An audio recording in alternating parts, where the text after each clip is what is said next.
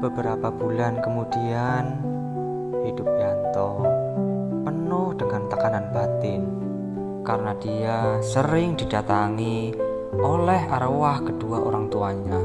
Yanto, kamu harus tanggung jawab. Kenapa ibu sama bapak yang harus dikorbankan, toh? Di sebuah pulau kecil, hiduplah sebuah keluarga. Keluarga tersebut beranggotakan 3 orang. Ayahnya hanya bekerja sebagai pedagang asongan, sebut saja Somad. Kehidupan mereka termasuk keluarga miskin. Untuk memenuhi kebutuhan sehari-hari, keluarga tersebut masih kesusahan. Kamu habis main kemana aja, toh? Kok jam segini baru pulang? Ya biasa, Bu, main ke rumah teman. Ada makanan kan, Bu? Yanto lapar. Ya Allah, maafin ibu ya, toh. Ibu belum masak. Soalnya bapak belum kasih uang. Udah 3 hari. Mendengar perkataan ibu, Yanto pun hanya bisa pasrah. Dia menahan rasa sakit karena lapar. Hal ini sering dia rasakan hampir setiap hari. Ya Allah, semoga bapak pulang bawa uang. Kasihan Yanto. Assalamualaikum. Waalaikumsalam. Alhamdulillah, bapak sudah pulang. Gimana Pak dagangan hari ini? Laku semuaan kan Pak? Maafin Bapak, Bu. Dagangan hari ini masih sisa banyak. Terus kita besok mau makan apa Pak? Kasihan Yanto Pak. Udah 2 hari dia ndak makan Pak. Ya sabar ya, Bu. Keesokan harinya, di pagi hari, Seandainya gue anak orang kaya, nggak mungkin gue hidupnya susah seperti ini. Kamu kenapa toh? Kok mukanya cemberut seperti itu? Biasanya kamu kan ceria toh? Yanto nggak apa-apa, Bu. Cuma sedih aja. Kalau lagi ada masalah, Mbok yo cerita. Jangan diam seperti itu toh. Buat apa cerita? Cerita juga nggak ada gunanya, Bu. Mbok kamu jangan kayak gitu toh. Aku itu ibumu. Bu, Iya Pak. doain Bapak ya. Semoga dagangan Bapak hari ini laku semua. Biar nanti Bapak pulang bisa beli lauk pauk buat makan kita, Bu. Iya Pak. Tak doain dagangan Bapak laku semua. Biar kita bisa makan hari ini Pak. Bapak berangkat ya, toh. Doain Bapak, toh. di situ Anto hanya terdiam dan menganggukkan kepala. Setelah mendapatkan doa dari ibu dan anaknya, Pak Somad pun begitu semangat dan dia berharap dagangannya bisa laku semua hari ini. Maafin ibu dan bapak ya toh. Karena ibu dan bapak belum bisa mencukupi semua kebutuhan kamu. Iya, Bu. Nggak apa-apa. Yanto pamit ya, Bu. Yanto mau main dulu. Iya toh. Pulangnya jangan sampai malam ya. Iya, Bu. Dengan perasaan sedih dan kecewa, Anto berjalan tanpa arah tujuan. Dalam hati, dia ingin sekali hidup layak seperti teman yang lainnya. Di sisi lain, ada 2 orang anak. Dia anak seorang pejabat, sebut saja Suneo dan Nobita. Mereka berdua selalu memamerkan kekayaan orang tuanya. Wih, mobil baru Suneo. Iya dong. Emangnya elu mobilnya nggak pernah ganti? Ah, kalau gua mah ndak perlu ganti. Yang penting uang dikasih terus sama bokap. Dalam perjalanan, Anto tak sengaja melihat teman SMA-nya sedang pada nongkrong. Dan dia ingin sekali menyapa teman-temannya. Akan tetapi, dia sedikit ragu karena dia merasa jika Yanto adalah anak orang miskin. Setelah beberapa menit mengumpulkan keberanian, akhirnya Yanto memutuskan untuk menghampiri teman-temannya. Hei, Lu Nobita sama Suneo kan? Teman SMA gua dulu. Lu siapa? Gua nggak kenal. Lu kenal deh Nobita? Nggak tahu gua nggak kenal. Masa sih? Lu berdua kok lupa sama gua? Gua Yanto, teman SMA lu dulu di kelas A.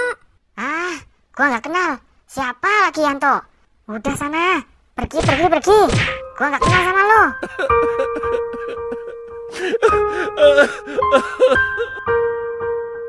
Mendapatkan hinaan, cacian, bahkan pukulan. Perasaan Yanto campur aduk tak karuan. Dia merasa marah, sedih, kecewa kepada orang tuanya. Di sisi lain, Ibu Yanto begitu khawatir karena Yanto sudah hampir larut malam belum kunjung pulang. Bu, Ibu. Ada apa, Tok? Kok kamu teriak-teriak seperti itu? Ada apa? Kenapa sih, Bu? Yanto kok dilahirkan di keluarga miskin seperti ini? Mendengar perkataan Yanto, Bu Inah pun istighfar. Kenapa kamu, Tok? Kok tega banget ngomong kayak gitu sama ibu? Yanto benci sama bapak sama ibu. Kalau tahu kayak gini, mending Yanto udah dilahirkan, Bu. Nggak apa-apa, kamu benci sama bapak sama ibu. Tapi tolong cerita dulu kenapa, Tok? Kamu kenapa, Tok? Jangan pergi, Tok. Tok. Keesokan harinya, perasaan Yanto masih campur aduk tak karuan. Dan di sisi lain, setelah 2 hari tak pulang, akhirnya Pak Somad pulang dengan rasa gembira karena dia berhasil menjual semua dagangannya. Anak bapak sudah nunggu di luar. Ayo masuk, bapak sudah bawa makanan. Bukannya disambut, Pak Somad malah dipukuli oleh Yanto. Yanto benci sama bapak. Kenapa bapak jadi orang miskin? Yanto jadi susah hidupnya. Maafin bapak, Tok. Belum bisa membahagiain kamu. Awas, Pak. Nggak usah deketin Yanto. Yanto benci sama bapak. Tok, jangan pergi, Tok. Maafin bapak, Tok. Tok. Dengan perasaan marah dan kecewa, Yanto menyusuri jalan tanpa arah tujuan. Akan tetapi, langkahnya terhenti karena dia mendengar ada cara cepat untuk menjadi kaya. Wah, kebetulan banget ini. Ini yang lagi gua cari-cari. Rezeki emang gak kemana. Tanpa berpikir panjang, Yanto langsung menuju ke lokasi, di mana lokasi yang sudah disampaikan oleh dukun tersebut. Jah, ada manusia ini mau menyekutukan Tuhan. Harus laporan sama Mbah Gendirwo.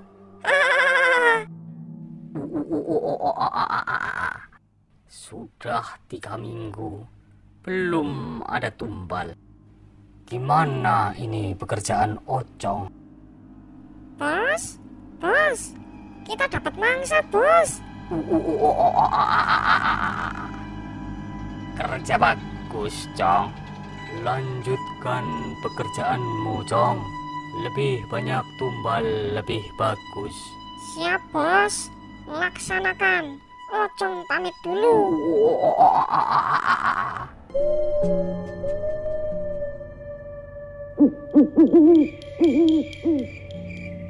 Sepertinya aku ndak salah. Ini benar lokasinya yang dikatakan mbah-mbah tadi. Aku coba dulu lah. Setan demit penunggu pohon ini, keluarlah. Aku butuh bantuan kalian.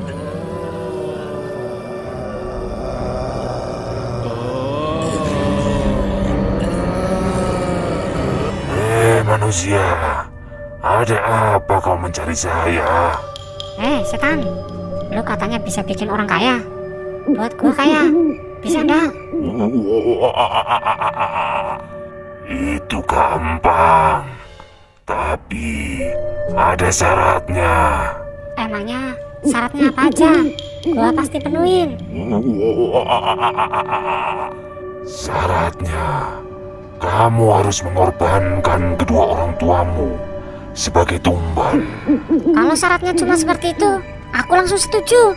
Lagian, aku kan juga benci banget sama kedua orang tuaku. Aku kok dilahirkan di keluarga miskin. Kalau seperti itu, kau sudah terikat janji denganku. 7 hari ke depan, dirimu akan menjadi orang kaya.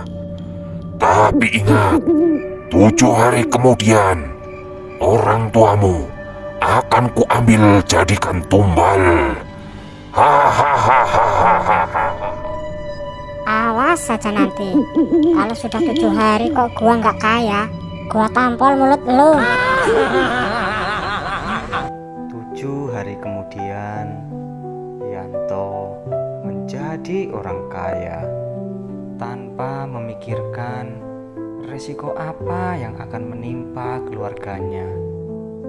Yang ada di dalam hatinya, Yanto hanya ingin mengabulkan semua mimpi-mimpinya yang belum dia dapatkan selama ini. Beberapa hari sudah berlalu, Yanto baru teringat jika dia masih memiliki perjanjian dengan jin. Sehingga Yanto harus menjemput kedua orang tuanya untuk dijadikan tumbal.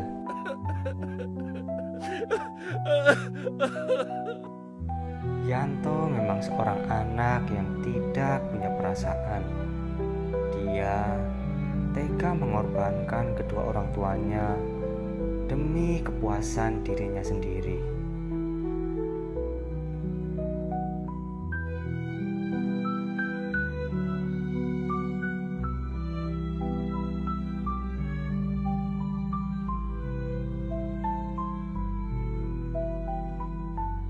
Pak, itu mobil siapa, Pak?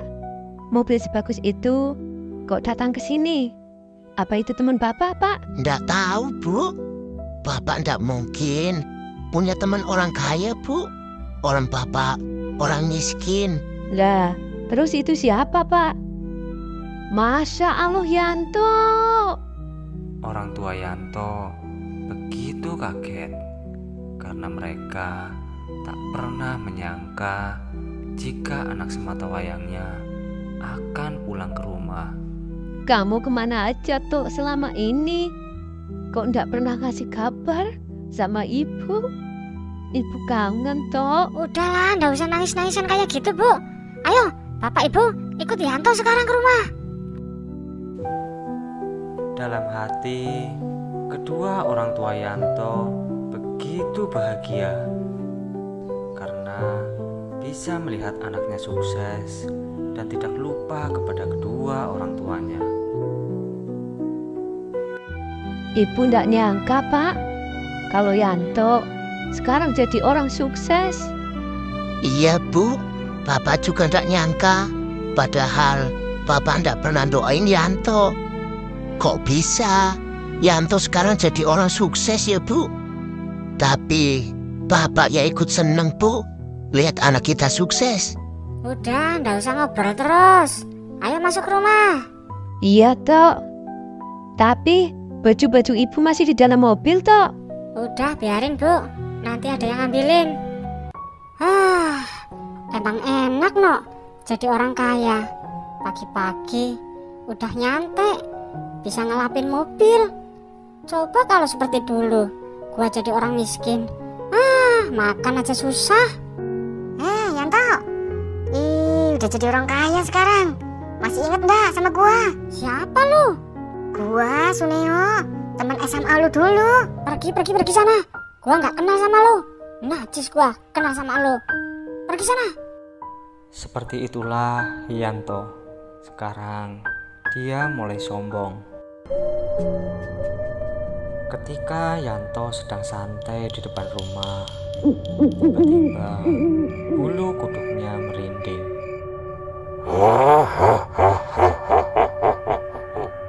Aku mau menagih janjimu kepadaku. Mana tumbal yang kau janjikan, Yanto? Udah siap tuh di dalam. Ambil aja tumbalnya. Bagus Yanto. Semoga kau tak menyesal di kemudian hari Yanto. Keesokan harinya, kedua orang tua Yanto pun akhirnya meninggal dunia. Tak ada rasa penyesalan sedikit pun di wajah Yanto. Beberapa bulan kemudian, hidup Yanto penuh dengan tekanan batin karena dia sering didatangi oleh arwah kedua orang tuanya. Yanto, kamu harus tanggung jawab. Kenapa ibu sama bapak yang harus dikorbankan, toh? Dan Yanto pun mulai frustasi. Kebahagiaan yang dia inginkan seolah sirna. Yanto, kamu harus ikut bapak sama ibu. Jadi budak gendurwo. Setelah menjadi orang kaya, Yanto merasa kesepian dan dia baru menyadari kebahagiaan sejati adalah bersama keluarga.